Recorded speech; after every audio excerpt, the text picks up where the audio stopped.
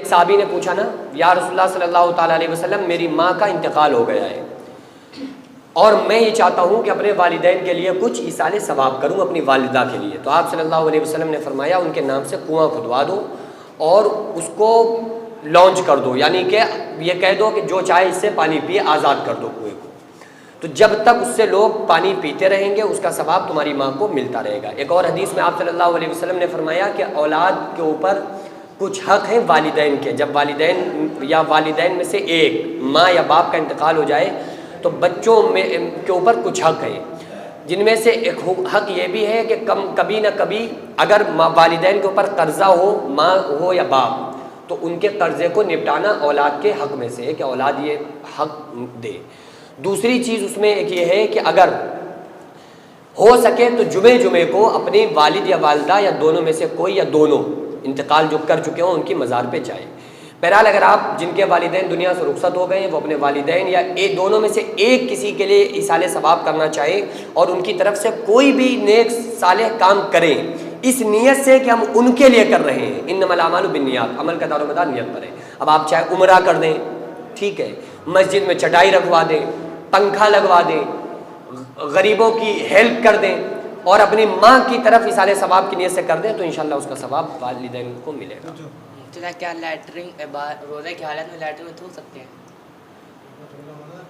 Latrine میں چاہے روزے سے ہو یا نہ ہو لیٹرنگ میں نہیں تھوکنا چاہیے، بچنا چاہیے. کیونکہ دیکھو یہ انسان اکثر ہوتا ہے کہ لیٹرنگ میں بیٹھے ہوئے وہیں پچ کر رہے ہیں، اور زیادہ تر تو وہ لوگ جو مسالہ کھاتے ہیں نا، مسالہ کھانے کے عادی ہوتے ہیں، تو وہ کھا رہے ہیں وہیں پچ بھی کر رہے ہیں، وہیں موبائل بھی چل رہا ہے اور سٹے لگانے والے وہیں اسموکنگ چل رہی ہے. وہ کہہ رہے ہیں کہ ہماری لیٹرنگ اترتی نہیں جب تک تمباکو کھا نہ لے.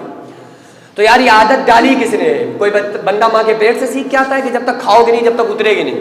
ایسا تو ہے نہیں بھائی. یہ عادت کس کی ڈالی ہوئی ہے؟ آپ کے خود کی ڈالی ہوئی ہے. اور افسوس اس بات کا ہے کہ جب وہ بدبو لگتی ہے نا انسان کو لیٹرنگ میں تو وہ اپنی ناک چھپاتا ہے کہ یار بدبو لگ رہی ہے.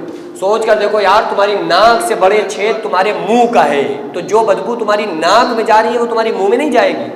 تو ناک میں جا رہی ہے تو ناک تو ہم نے چھپا لی، اور جو منہ میں جا رہی ہے تو منہ ہمارا محسوس ہی نہیں کر پا رہا ہے کہ بدبو جا بھی رہی ہے، سمجھے. اور وہ جو خوشبو لا کے رکھتے ہیں نا لیٹرنگ کے اندر، خوشبو کو لیٹرنگ سے دفع کر دو. اتنی صفائی رکھو کہ آپ کی جو لیٹرنگ کی بدبو ہے وہ کیا ہو، دفع ہو جائے. لیکن جب آپ وہ خوشبو لا کے وہاں رکھو گے تو آپ کی جو بدبو ہوگی وہ کیا ہو جائے گی، خوشبو سے لپٹ جائے گی، اسی میں مس ہو جائے گی، مل جائے گی. اب وہ بدبو اور خوشبو کے ساتھ آپ سونگ رہے ہو آرام سے بیٹھے بیٹھے، واہ یار مزہ آ گیا، کیا خوشبو آ رہی ہے. اب وہ کہاں جا رہا ہے؟ خوشبو کے ساتھ ساتھ جو اس کے کیٹاڑو ہیں، جراثیم ہیں، وہ بھی آپ کے ناک میں پہنچ رہے ہیں. تو صفائی اسلام میں پسندیدہ ہے. انسان تھوکے گا تو اس کے جراثیم منہ کے اندر جائیں گے، اس لیے جمع نہیں کرنا چاہیے. ہو جائے تو برداشت کر لو، اگر باہر نکل کے تھوک سکتے ہو تو تھوک لو، لیکن اگر زیادہ ہی ضرورت آ گئی تو اس کو نگلو بھی نہ، پھر تھوک دو. لیکن یہ عادت بنا لینا یا اس طرح کے کام کرنے سے انسان کو پرہیز کرنا چاہیے. مفتی صاحب، اگر کسی کی دھات وغیرہ گرتی ہے کیا اس کے اوپر غسل واجب ہے؟ نہیں، اگر یہ جو نوجوان طبقے کو پرابلم ہو جاتی ہے تو اگر ایسا کوئی مسئلہ ہے تو اس سے غسل فرض نہیں ہوگا، البتہ وضو ٹوٹ جائے گا. باقی اسٹوڈیو کے جو کلپس ہیں ان کو دیکھ لیجیے گا. مسجد کی تھوڑی رعایت کے طور پہ ایسے مسائل کھل کے نہیں بیان ہو سکتے ہیں. جی مفتی صاحب یہ بتائیے، جیسے کھانا پکاتے ٹائم عورت کھانا چکھ سکتی ہے روزے میں؟ کھانا بناتے وقت چکھ سکتی ہے روزے میں؟ روزے کیا لگتا ہے؟ جی. اگر کسی کا شوہر بہت سخت ہے اور یہ کہہ رہا ہے کہ تو نے نمک تیز کیوں کر دیا، اور وہ سارا گھر اٹھا کے سر پہ رکھ لیا اس نے، شوہر اتنا سخت ہے، تو پھر عورت روزے کی حالت میں ٹیسٹ لے سکتی ہے کھانے کا، ذائقہ، کہ دیکھیں نمک ٹھیک ہے یا نہیں ٹھیک ہے.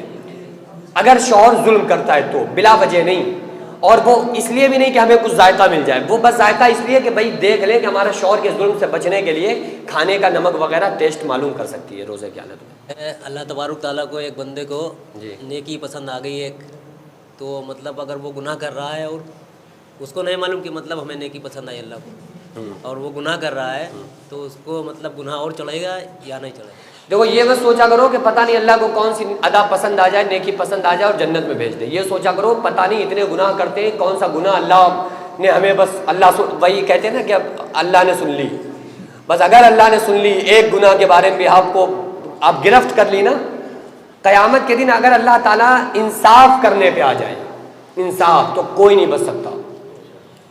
فیصلہ اگر انصاف کرنے پہ آ جائے تو کیسے کوئی بچے گا بتاؤ؟ آپ کو اللہ نے آنکھیں دی، کان، ناک، زبان، چلنے کی طاقت، اٹھنے کی طاقت، گھومنے کی طاقت، چلنے کی طاقت، تو کوئی انسان اللہ یہ حق ادا نہیں کر سکتا نا ان چیزوں کا. تو اللہ تعالیٰ قیامت کے دن اپنی رحمت اور مغفرت سے معاف فرمائے گا. سمجھ رہے؟ دوسری بات یہ ہے کہ یہ نہ سوچا کرو کہ پتہ نہیں اللہ کو کون سی ادا پسند آ جائے معاف کر دے. یہ سوچا کرو پتہ نہیں کون سی بات بری لگ جائے اور جہنم میں بھیج دے. تو آپ گناہ کرنے سے ڈرو گے. سمجھ رہے ہو؟ اور اچھے کاموں پہ اللہ کا وعدہ ہے کہ بخش دے گا، برے کاموں پہ وعدہ نہیں ہے. چاہے گا تو بخشے گا، چاہے گا تو سزا دے گا. اور غلط کام، گناہ کے کام کرنے کے بعد جنت کی توقع رکھنا، یہ جہالت ہے انسان کی کہ کام تو تم کر نہیں رہو.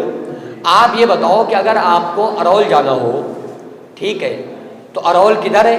ادھر ہے. اور آپ جا رہے ہو ادھر رسول آباد بزدل، اور آپ کہہ رہے ہو کہ نہیں ہم اگر پہنچنا ہوگا تو ہمیں ارول پہنچ جائیں گے. یعنی راستہ تو غلط چن لیا آپ نے، لیکن آپ کی تمنا جو ہے پہنچنے کی ارول ہے، تو آپ پہنچو گے. ظاہر ہے کہ اگر آپ کو حج کے لیے جانا ہے تو آپ وہیں کا جو راستہ ہے وہ اختیار کریں گے. جب اس راستے کو اختیار کریں گے تو قسمت میں ہوگا تو پہنچیں گے. اب ساری زندگی آپ پاسپورٹ بھی نہ بنواؤ اور کہتے رہو نہیں مرضی ہوگی اللہ کی تو پہنچ جائیں گے. تو یہ اس طرح سے اللہ کی ذات پہ بھروسہ انسان کو نہیں کرنا چاہیے، بلکہ پہلے اپنے جو کام ہیں ان کو کرنا چاہیے. آپ چھت پہ چڑھ رہو اور کہو کہ ہم جا کے کودے جا رہے ہیں، اللہ کی مرضی ہوگی تو بچیں گے ورنہ مر جائیں گے. تو بھائی کود کے دیکھ لو. آپ اپنے اسباب اختیار کرو. اسباب کا منکر جاہل ہوتا ہے. اسباب اختیار کرو، پھر اللہ کی ذات پر بھروسہ کرو. ایک صحابی آئے، آ کر عرض کیا کہ یا رسول اللہ صلی اللہ علیہ وسلم مجھے اللہ کی ذات پر بھروسہ ہے، ہم اپنے اونٹ کو چھوڑے دے رہے ہیں، اپنے اونٹ کو چھوڑے دے رہے ہیں، قسمت میں ہوگا تو واپس آئے گا ورنہ چلا جائے گا. آپ صلی اللہ علیہ وسلم نے فرمایا کہ نہیں، پہلے باندھو پھر اللہ کی ذات پہ بھروسہ کرو. یہ نہیں کہ ایسے ہی تم چھوڑ دو، ایسا نہیں ہے. جی جیسے کہ ہم کہیں پہ رکے ہوئے ہیں تو وہاں بہتی ہوئی دریا ہے، اس سے ہم نے وضو کیا، لیکن آگے جانور مرا ہوا تھا، اس میں ہمیں پتہ نہیں تھا، تو ہمارا وضو یا غسل مانا جائے گا؟ نہیں. اگر وہ دریا ہے تو آپ کا غسل یا وضو مانا جائے گا. اس میں چاہے وہ کتنے بھی جانور سڑ جائیں، مر جائیں، کچھ بھی ہو جائے، کیونکہ وہ بہتا ہوا جو پانی ہوتا ہے وہ پاک ہے. اب جب بہتا ہوا پاک ہے، سمندر کے اندر کتنی مخلوقات ہے جو روز سڑ رہی ہے، گل رہی ہے، کتنی زیادہ. صرف مچھلیاں کتنی مر رہی ہیں، 12,500 قسم کی مچھلیاں ہیں. کتنی مچھلیاں ہیں؟ اللہ تعالیٰ نے کتنی قسمیں؟ 12,500 قسم کی مچھلیاں اللہ نے پیدا. اور پھر دریائی گھوڑے اور جانے کیا نہ کیا اللہ تعالیٰ نے سمندر کے اندر وہ پیدا ہو رہے ہیں، مر رہے ہیں، لیکن وہ سب پاک ہے. تو وہ جو بہتا ہوا دریا ہوتا ہے، وہ جو اس کی حرارت ہوتی ہے نا مرے ہوئے جانور کی یا جو بھی، اس کو ختم کر دیتی ہے، کیونکہ غالب آ جاتا ہے یہ پانی اس کے اوپر، اس کی بدبو پر وہ پانی غالب آ جاتا ہے. لیکن اگر اس میں بدبو نہ آ رہی ہو، یہ بھی نہیں کہ آپ وہیں پہ بہ رہا وہیں سے کر لو، ٹھیک ہے، الگ سے دور سے کرو جس میں بدبو نہ آ رہی ہو. اسی کے لیے سنت طریقہ وضو میں کیا ہے؟ آپ صلی اللہ علیہ وسلم نے فرمایا وضو کرنے سے پہلے 3 چیزیں دیکھ لو، رنگ، بو، مزہ. آپ سب سے پہلے وضو کرنے سے پہلے کیا کرتے ہو؟ پانی ہاتھوں میں لیتے ہو، ہاتھ میں پانی لیا، آپ نے دیکھ لیا پانی کیسا ہے، کلر کیسا ہے، زیادہ برا تو کالا تو نہیں ہے، اگر برا ہے تو ہمارا دل ہی نہیں کرے گا منہ تک لینا. تو پہلے آپ نے کیا دیکھا؟ رنگ دیکھا.